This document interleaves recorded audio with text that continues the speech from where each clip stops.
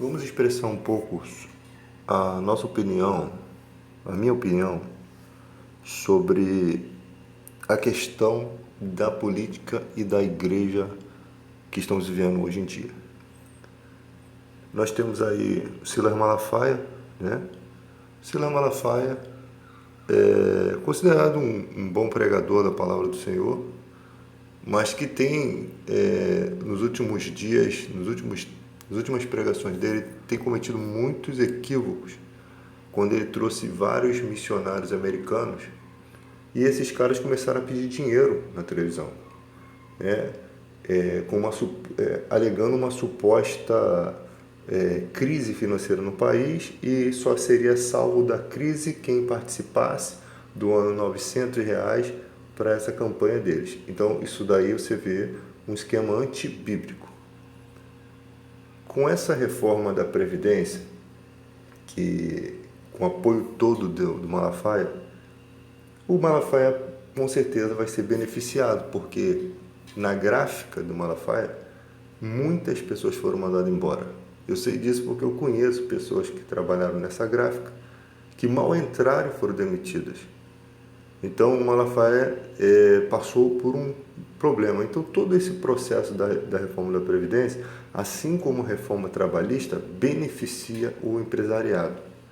Estou falando que o governo tem que abandonar o empresariado, não. É o empresário que gera emprego.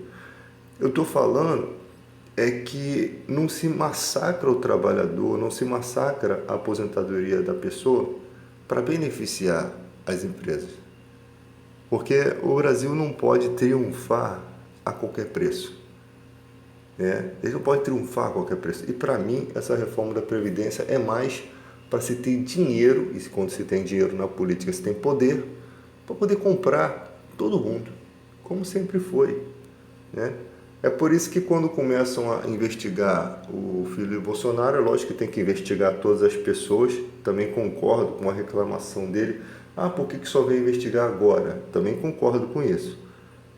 Mas tem que investigar todos. Por que se faz tanta arruaça em questão de investigação? Por que o Bolsonaro e o Moro tentam tanto atrapalhar o Ministério da Transparência? Porque eles têm telhado de vidro. O cara que não tem telhado de vidro, ele quer mais que seja investigado mesmo. E como os esquemas, Caixa 2 e roubo fazem parte da política,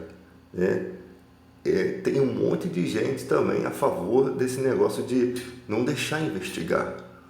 Inclusive, por isso que o Sérgio Moro queria isentar o Caixa 2 de crime. E aquela ministra Carmen Lúcia já tinha falado que Caixa 2 é crime, e está na lei isso. Mas ele quer, não, em alguns casos não é crime, eles querem isentar, porque tem muita gente que meteu a mão no dinheiro, nesse dinheiro. Ele já tem dinheiro de campanha de empresário, de empresas. Ele já recebe dinheiro, Muitos não declararam. O Caixa 2 seria esse dinheiro não declarado. Os declarados já é um absurdo, porque uma empresa que ajuda um partido, com certeza recebe benefícios lá na frente, E muitos benefícios. São os maiores rombos no nosso país, são feitos por essas empreiteiras, por essas empresas que financiam o partido político. Eles roubam bilhões. Se Sérgio Cabral roubou 1 milhão, ele rouba trilhões, porque ao longo de ano, aquele dinheiro roubado e investido, bem investido, renderia muito dinheiro. Então você percebe que há um esquema. Então o Moro está ali numa posição de quê? Para neutralizar, uma posição de acatar os interesses políticos. E quando você vê o PSL, é um partido que está totalmente afundado em bosta, totalmente. E é o partido do presidente. Não falam tanto do PT, que o PT também estava afundado em bosta, sim.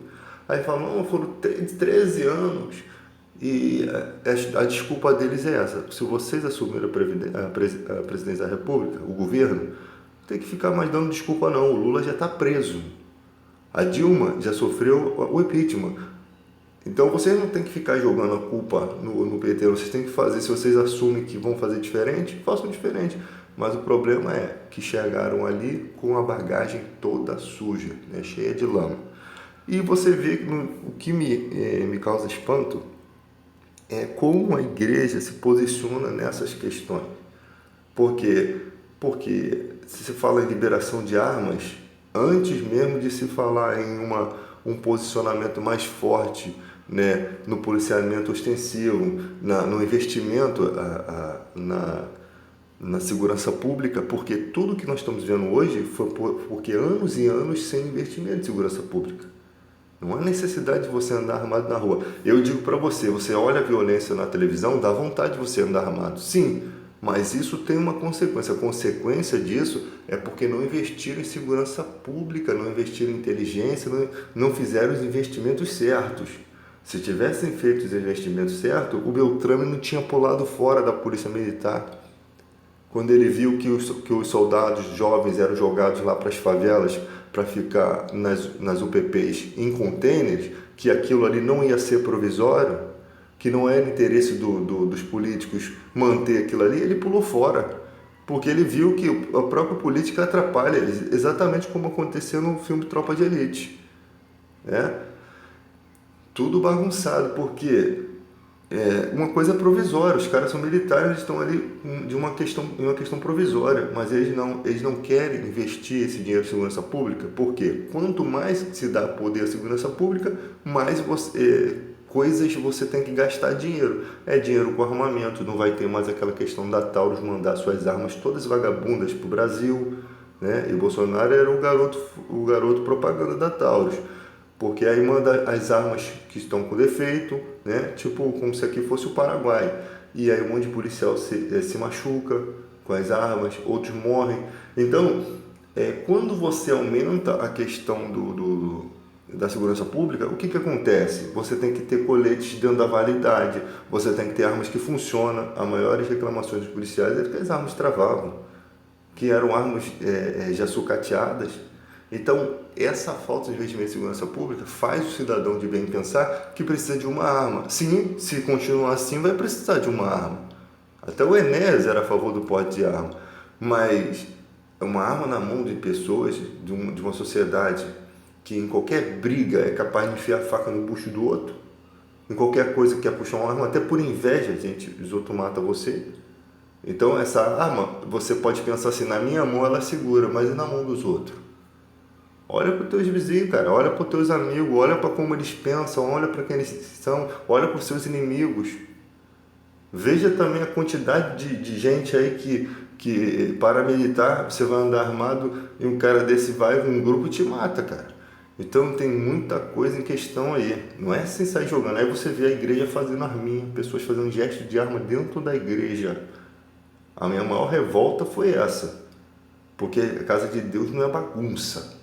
Vocês querem fazer a manifestação de vocês? Façam fora da igreja. Casa de Deus é casa de oração. A minha maior vergonha do século XXI, mas também pudera, né? Uma sociedade que ainda acredita que Bispo Macedo é um homem de Deus, é uma sociedade retardada.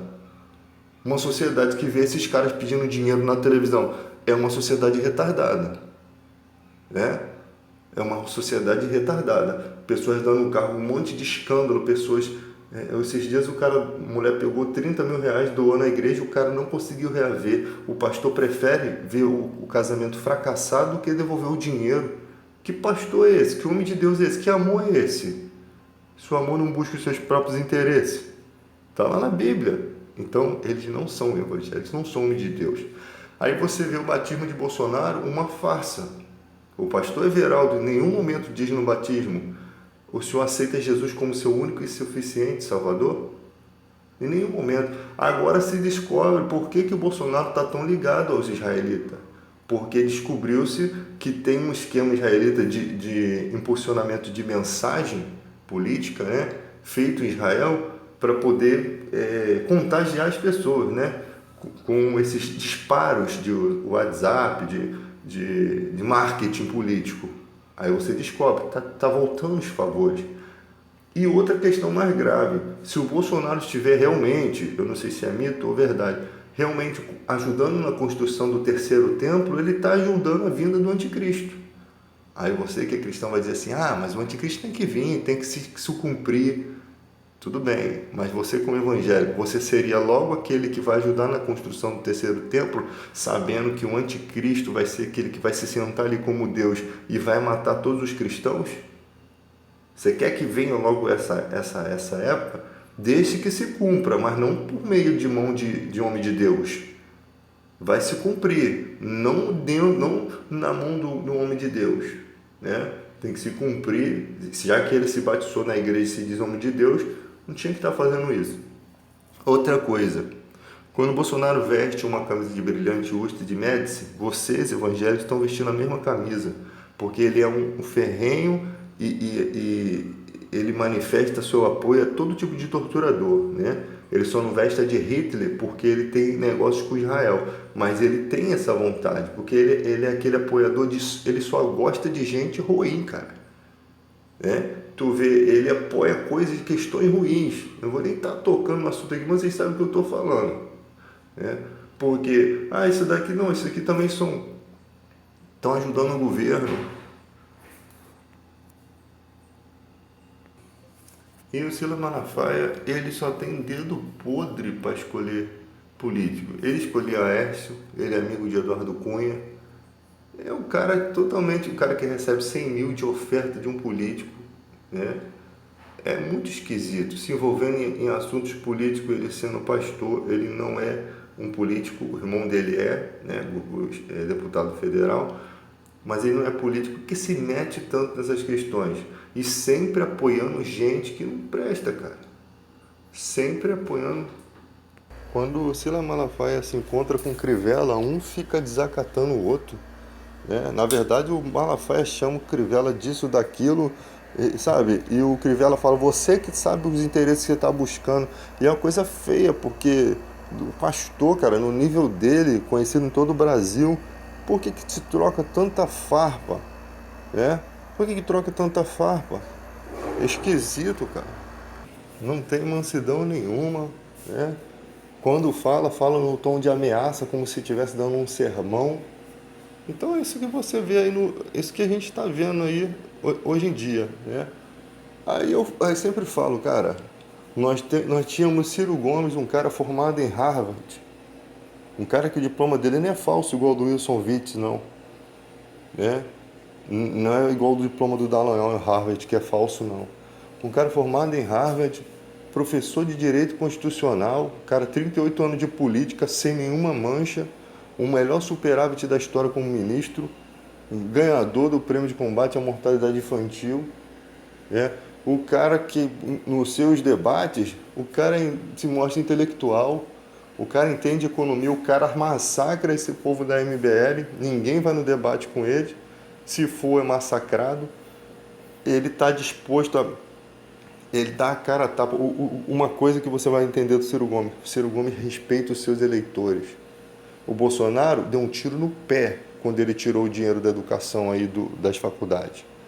Esse papo de chamar universidade de maconheiro, tem universitário maconheiro sim, mas nem todo universitário é maconheiro. Esse papo de um cara que eu nem sei se tem universidade, que não deve ter passado na faculdade nem para cortar caminho, né? Aí esse papo de chamar todo mundo de maconheiro, pô, então você tem médicos, tem um monte de gente formada em faculdade, um monte de professores. A maioria foram eleitores de Bolsonaro, agora está com um discurso de mamãe me ferrei. Mamãe tomei, mamãe me ferrei. Por quê? Porque sabe da cagada, gosta de falar, e agora falou contra seus próprios eleitores. E naquela manifestação que vai ter, a maioria é eleitor de Bolsonaro, cara. A maioria dos estudantes. Inclusive aqueles que fizeram aquela dancinha ridícula, né? Pró-Bolsonaro. Então, a maioria já está decepcionada. Primeiro, a reforma da Previdência já deixou a metade decepcionada. Aí você vê a MBL forçando a barra. Somos a favor da reforma da Previdência, vai ser bem pro povo.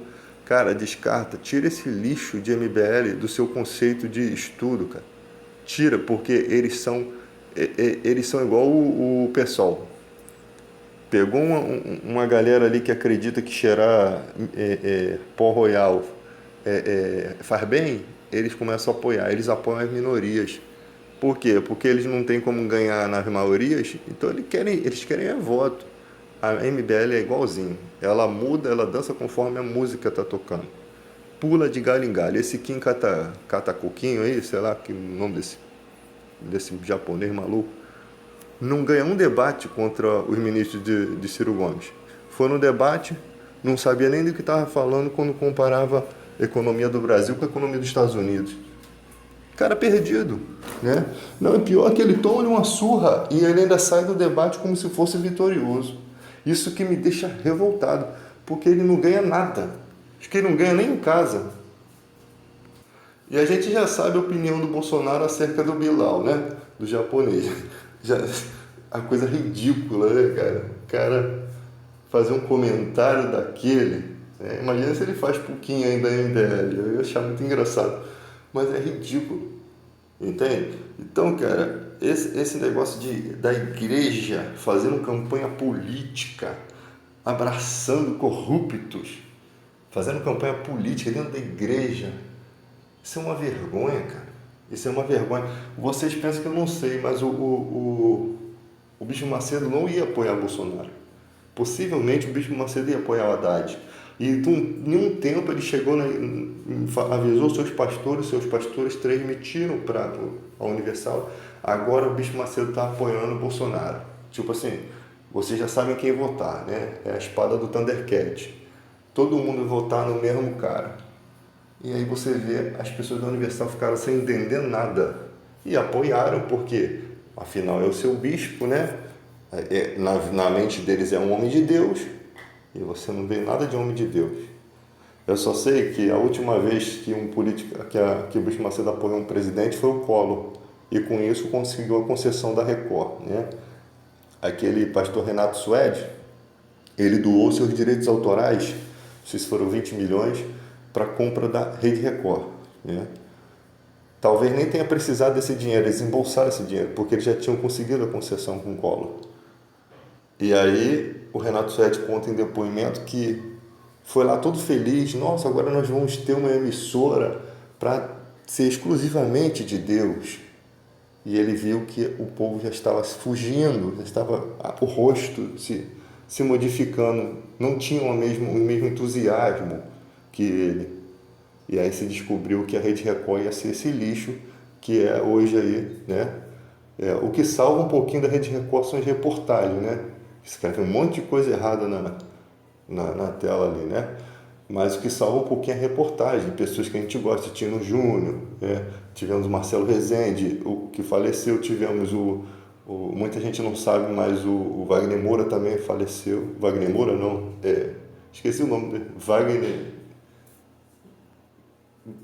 Wagner Montes, caraca, quase que não sai. O Wagner Montes também faleceu. Então você tem gente boa, né, na reportagem.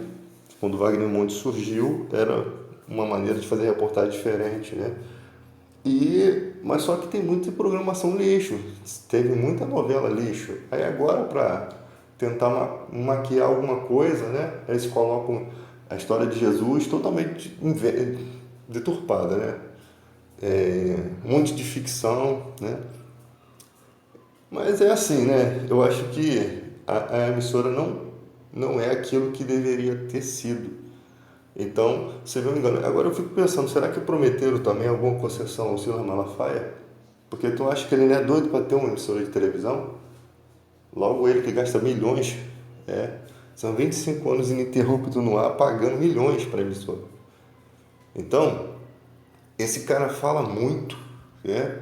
Ele gosta de falar muito e fala muita abobrinha, Silas Malafaia, porque ele se une a gente da pior categoria. Era amigo de Eduardo Cunha, cara. Sabe?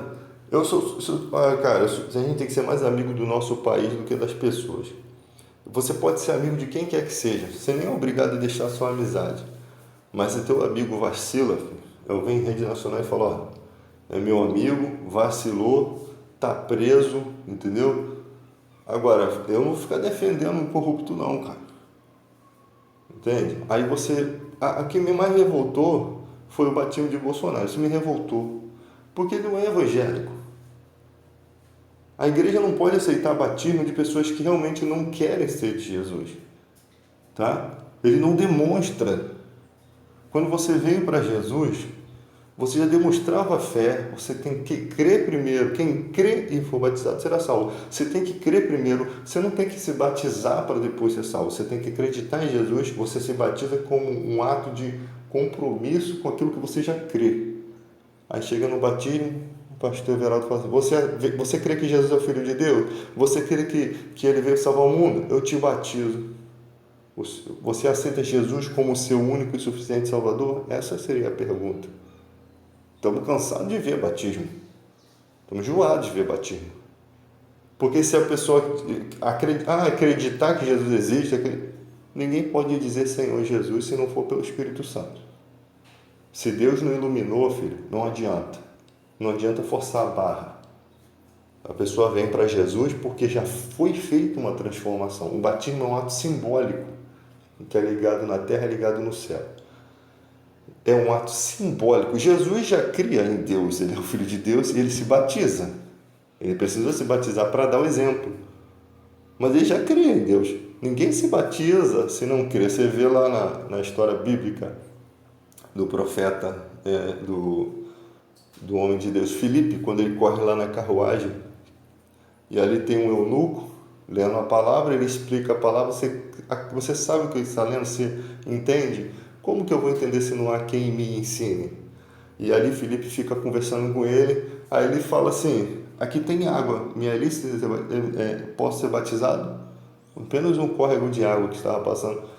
Se crê de todo o coração é lícito, e foi batizado, ou seja, eu creio que Jesus é o Filho de Deus e tal, por meio das Escrituras. Então ele foi batizado quando ele creu. O que acontece é que você recebe um batismo. Imagina você, sendo um homem de Deus, presidente da República. Você se batizou, você tem nadão de vida, tem um monte de coisa errada. Primeira coisa que um homem de Deus vai fazer, se eu errei, tá aí, pode investigar, filho. Se eu tiver que pagar, vou pagar e vou confessar meu erro. Errei, aconteceu isso e isso, pode me punir. Pode me punir. E seguir daqui para frente. Agora, eu nunca vou votar uma reforma da Previdência que massacra o povo brasileiro. Um homem de Deus não teria essa coragem. Ele sempre veria o lado fraco. Ele sempre veria um lado que... É só você ver na vida de Zaqueu. Como é que foi? Ele era um cara extremamente egoísta. Aonde abundou o pecado, superabundou a graça de Deus. Quando ele teve uma conversa com Jesus, que ele aceitou mesmo Deus no coração dele, ele se tornou um cara poderoso em questão de ajudar, capaz de dividir metade dos seus bens com os pobres. O resultado da transformação dele foi a coisa que se esperava quando o Espírito Santo é derramado no coração. Onde abundou o pecado, superabundou a graça de Deus, e isso foi na hora. Após a conversa com Jesus, ele já estava determinado. Aí que você vê as coisas, como é que funciona. Aonde o Espírito Santo é derramado, filho, sabe o que aconteceria com Bolsonaro se isso acontecesse? Ele poderia ter todos os podres, mas os evangélicos iam falar assim, não, ele está tentando se consertar. Ele está indo contra o sistema que ele antes fazia parte, mas ele está tentando se consertar. Aí sim eu falaria para você, ele é um homem de Deus, porque ele está rejeitando o erro, ele está rejeitando o pecado, ele não está aceitando que se faça isso com os pobres. Consequentemente, a vida dele estaria em risco, né? Consequentemente, ia ferir o interesse de muita gente, mas eu te falo, se Deus levantou, filho, foi igual o Schindler, né? Da lista de Schindler, que salva os judeus do massacre lá de Hitler. Do massacre de Hitler, né? Ele não fazia ideia de que seria um homem de Deus. Ele não fazia ideia. Ele foi ali para explorar o serviço barato do povo judeu, né? Fazendo uma fábrica de talheres, de pratos, de coisa de ferro, porque na guerra não tinha ninguém para fazer aquilo. Então ele achou uma maneira de ganhar dinheiro. E naquela maneira de ganhar dinheiro já havia um propósito de Deus. Como é que termina a história de Schindler? Termina ele salvando as pessoas de sua empresa, e quando a empresa fechou, ele comprou muitos judeus, para que não fossem mortos, né? E ali ele vende as suas propriedades, depois tem que fugir, porque se descobre que ele estava traindo, né, os alemães, o Hitler, e você vê que Deus entra na história ali de um cara que não tinha nenhum compromisso com Deus, mas olha o resultado que era. Aí que você vê, pelo resultado, cara. Pelo resultado. Se o cara se batiza na igreja, tu não vê mudança nenhuma. Tu não vê nada, tu não vê... Cara, se você se batiza, você está numa posição como presidente, a primeira coisa que você ia querer fazer é ajudar o povo, cara. Entendeu? Eu acho que esse negócio de corrupção, de tudo que está aí, quem tem que pegar é a Polícia Federal. Se a Polícia Federal não pegou esse tempo todo, se o COAF não pegou esse tempo todo, não vai pegar mais. Porque cabe a eles fiscalizar. Você acha que Sérgio Cabral, como esses caras roubam? Os caras roubam como? Se depois ele tem que entregar a conta todinha para quem faz os cálculos, né? Acho que é o Tribunal de Contas, né? Quando o cara termina o mandato, ele tem que apresentar tudo que foi feito. Né? Eu esqueci o nome do órgão fiscalizador. Mas se esse órgão fiscalizador, só ele que pode, se ele estiver corrupto, é ele mesmo que vai contribuir com o crime, com a criminalidade. Porque vai receber a documentação errada, vai receber tudo feito de qualquer jeito, não vai averiguar e vai deixar passar batido. Né? Então você tem que prestar as contas. Aquele que fiscaliza essas contas é o maior responsável, cara. A prefeitura lá fez um rombo lá, aí chegou e as contas foram aprovadas. Como é que pode isso? Aí você não tem investigação da Polícia Federal. A Polícia Federal, quando vai pegar, já passaram 15, 20 anos de roubo. Não tem uma investigação preventiva. Entendeu? O cara começou a roubar, criou um esquema, já bota na cadeia. Dá para se perceber.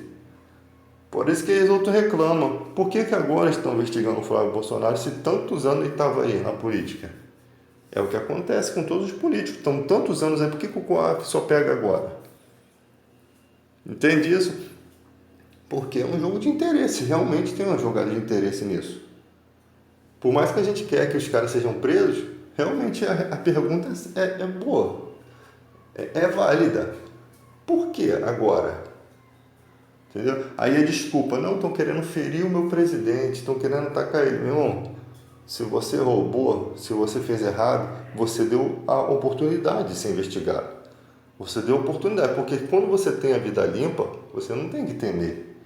Então, se você roubou, você chegou a esse ponto, se você não tivesse roubado e juntado dinheiro e comprado um monte de gente, você não tinha chegado aí onde você está. Então, você chegou, né, com paraquedas roubado. Aí você vai, investiga lá a vida do Ciro Gomes, vê se o Ciro Gomes tem medo do COAF. Investiga. Ele mesmo lá. Um cara que abriu mão de 3 aposentadorias só porque não era ético. Para poder ter moral para falar. Como é que vocês conseguem escolher um cara aí que não tem... Que eu acho que é capitão só porque foi promovido quando se aposentou aos 33 anos, né? Foi promovido, né? Com histórico de problema nas Forças Armadas. Como vocês conseguem escolher um cara desse e não escolher Ciro Gomes? Não dá para entender, cara. Vocês escolher como fizeram com o Enéas. Se vocês tivessem escolhido o Enéas no passado, vocês não teriam o Lula, vocês não teriam o Collor, porque o Enéas disputou com o Collor. O Enéas arrasava o Collor. O Enéas tinha 3 minutos para falar e falou assim, me dá meia hora, me dá 15 minutos que eu acabo com você, você não ganha a presidência. E é verdade. O Enéas era sinistro. Um cara que tinha ganho a medalha do Marechal, por QI altíssimo, né? Nas Forças Armadas ele foi sargento. O cara ganhou a medalha do Marechal, o cara intelectual, o cara era médico, né? Pós-graduado aí em área de neurociência, sei lá. Mas o cara tinha um conhecimento terrível e o povo escolheu Lula, o povo escolheu Collor. O Collor jamais poderia ser presidente, porque o pai dele entrou na Câmara não sei se foi na Câmara dos Deputados, sacou uma arma e matou um cara inocente, na frente de todo mundo, porque ele mirou no inimigo dele e errou, acertou outro cara, né? A Globo, naquela época, foi um lixo. A Globo apoiou a ditadura, a Globo fez um monte de besteira. A Globo tirou o pai do Collor da jogada, fez o pai do Collor sair como herói nessa história, um assassino saiu como herói. A Globo, sim, também tem sua parte lixo, sim. A Globo editou a campanha, o debate entre Collor e Lula. Ela editou um debate que era ao vivo para fazer com que o Collor fosse eleito. Então, você vê quantos baques o Brasil sofreu. E o pior é que você hoje em dia ainda vê políticos achando que o fato dele comer no bandejão mostra sua humildade. O brasileiro acredita. Olha lá como ele é humilde, olha lá, tá lá no bandejão comendo. Eu mostrei a foto do bandejão do Dória. O alface verdinho, um tomate, parece que saiu da agricultura agora. Vai no bandejão do pobre lá. A comida dá para comer, mas eu vou te falar, não é bonitinho como a comida do rico não, filho.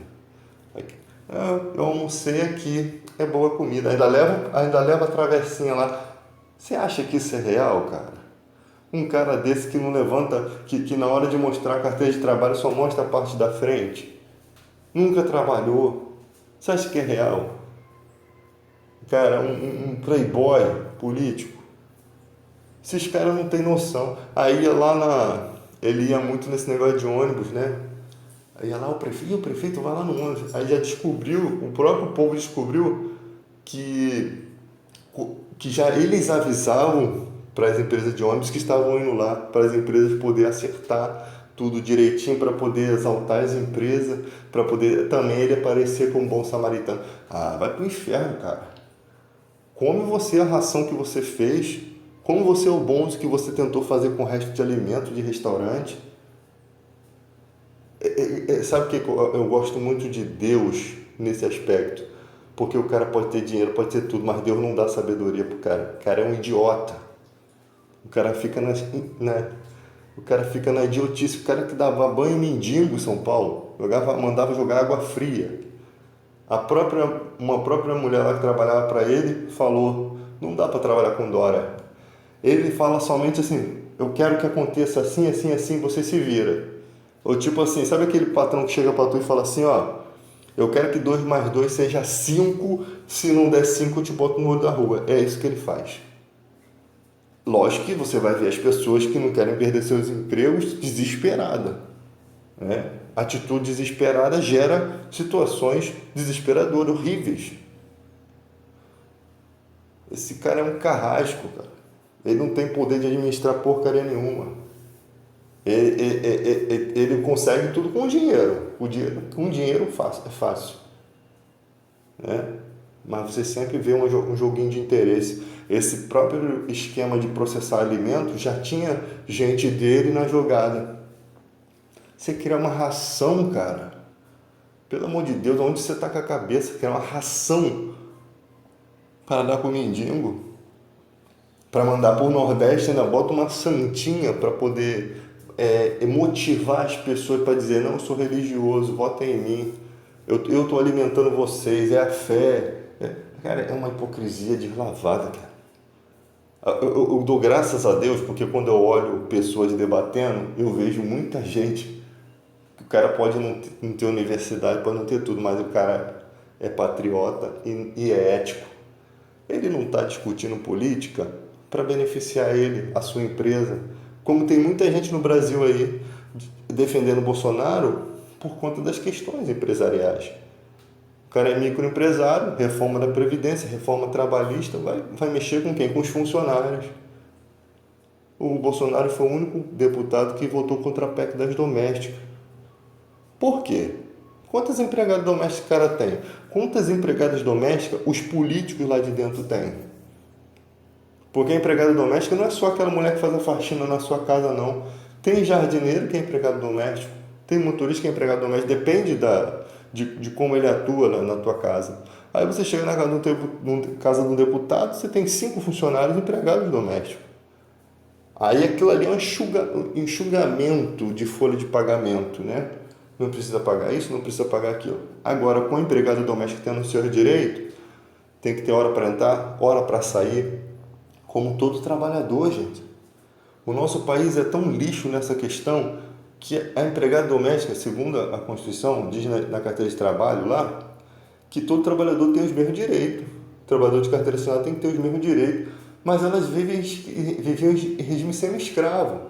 Elas ganharam 16 direitos quando a PEC da doméstica passaram, só deram 7 ou 8 para elas.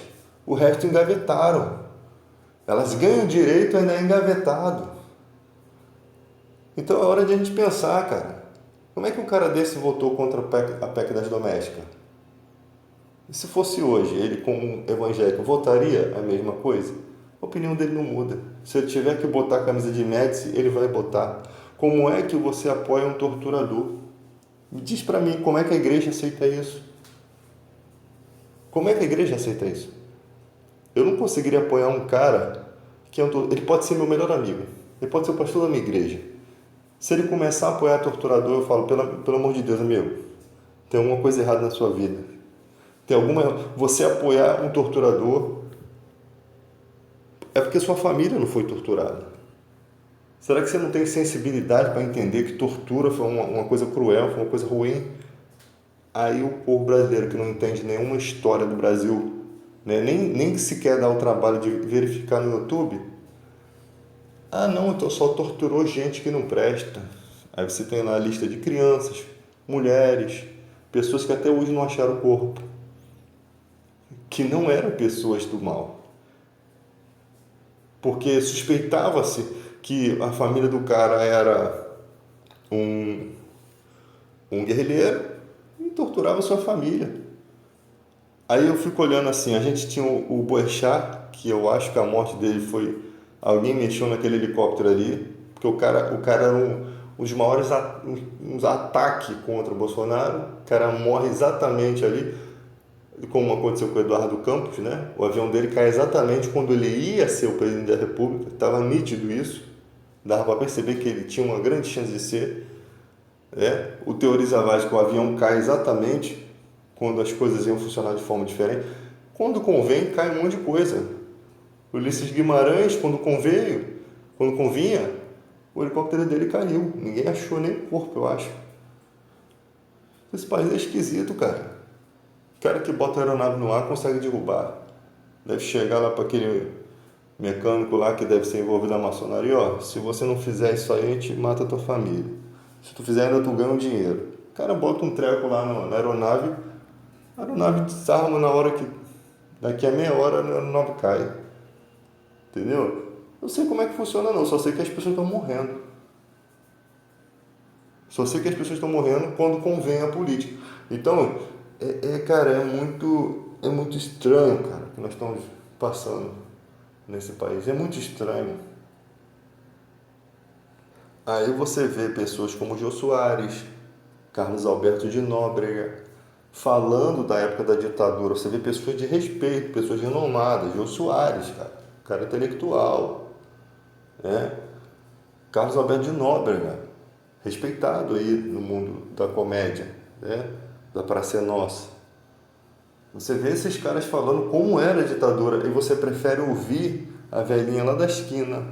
Aquela ditadura foi bom. O próprio Jô Soares diz, cara, na rua dele, onde ele morava, tinha um comboio lá que ficava, um esquadrão lá, né, que ficava lá, não sei como é o nome daquilo. Ele falou, cara, não podia andar, se você andasse muito devagar, te matava. Se você andasse muito rápido, te matava. Era uma sensação horrível. Você vê esses caras falando, cara, entendeu? E aí você vê um monte de gente que nem entende a história do Brasil, que não viveu, defendendo a ditadura. E ainda você vê um cara com camisa de pessoas que foram torturadores da ditadura, Brilhante Ustra, Médici. Como que a igreja aceita isso, cara? Vocês não precisam de revelação de Deus. A revelação está nítida. Está nítido, não precisa de revelação. Apoiar a ditadura é um ato de maluquice, de loucura. Você vai apoiar um massacre de pessoas, você vai apoiar um cara que apoia esse tipo de coisa? Que coração esse cara tem? Que coração? Então, cara, tá muito difícil, esse país está muito difícil, né? Tá muito difícil. Eu sempre falo, vai ter essa manifestação aí, esse povo que votou em Bolsonaro, se for nessa manifestação, vai ser um domingo sangrento domingo, né? Eu espero que o povo não faça esse massacre, porque eu não quero ver isso, jamais na minha vida. Não é porque você votou num cara que eu vou querer o seu mal. Eu não quero que o Brasil se torne isso. Mas eu só sei que a maioria daqueles estudantes que foram chamados de maconheiro, que perderam sua faculdade ali, né? Os investimentos da educação, votaram em Bolsonaro e vão estar contra o Bolsonaro nessa manifestação. Então você se enfiar nesse meio aí, vai dar ruim. Porque você imagina, de um lado os caras falando uma coisa e do outro lado falando outra, você já sabe que nem no Maracanã isso dá certo, né? Então você já pode esperar um ato violento. Cara, não vou nem sair da minha casa. Eu já sempre falo, a minha maneira de reivindicar é falando, é discursando, conscientizando, né? Então a galera aí pensa no amor ao próximo, pelo amor de Deus. Eu sei que vai ter muita gente que não vai pensar, mas se a maioria falar, não, isso aqui não vamos chegar a esse ponto, deixa eles fazerem a manifestação deles, deixa eles terem o direito. Se a gente começar a respeitar o direito das pessoas, se a gente começar a entender isso, que não é na base do desrespeito, e sim nos argumentos que a gente pode vencer, a nossa nação vai crescer, a nossa nação não vai mais aceitar. Sabe o que eu quero que aconteça? O patriotismo nesse país, que esse patriotismo seja cobrado do político. Vocês não podem aceitar nenhum ato de corrupção, cara. O país está essa desgraça toda porque as pequenas corrupções se tornaram grandes. Então, já que eles fizeram tudo isso, porque você culpar só o PT, não é só o PT, foi gente do PMDB, PSDB, de todos os partidos punidos. E tem muita gente que não foi punida, eu quero ver a punição deles. Eu quero que Deus desça a lenha neles. Eu quero que seja investigado, eu quero que todos aqueles paguem. Sabe por quê? Vou te dar um exemplo. Por que eles não deixam as mulheres entrarem para a política, se isso é lei? Porque as mulheres são menos corruptas. Se você colocar mais mulher ali dentro, vai ter menos corrupção. Aí o Bolsonaro agora quer isentar partidos que investiram o mínimo, que não investiram nem o mínimo nas coisas. Para mim, isso não é um ato de um homem de Deus. Se o partido tinha que investir o mínimo em educação, o mínimo em saúde, não investiu, ele cometeu um crime. Ele cometeu um crime, estava na lei, tem que ter o mínimo, senão a lei é só um papel. É tipo Maria da Penha, a mulher morreu com 15 boletins de ordem de afastamento. Quer dizer, para que serve aquele papel? Para nada, cara. A não ser para o cara vir, você fez isso, vou te dar coça em dobro. Só serve para isso. É a mesma coisa a lei no Brasil, ela não serve, ela existe, mas não funciona. E o Bolsonaro querendo isentar essas pessoas disso. Aí você vê que não mudou porcaria nenhuma. Entendeu? Aí a gente vai falar, aí o cara fala assim, mas e o PT? O PT vai pro quinto dos infernos, cara. O PT tá preso lá, o Lula tá preso, rapaz. Não tem nada a ver PT aqui, a história é essa. Vocês sempre agora o argumento é o seguinte, quando vou argumentar sobre o negócio da universidade, tudo maconheiro. A resposta dele é essa. Não é mais o PT, agora são os maconheiros. Eles não conseguem defender-se, sempre colocando a culpa em alguém. Então, com caráter de Adão lá no Jardim do Éden, né? Que a culpa era da mulher e não dele.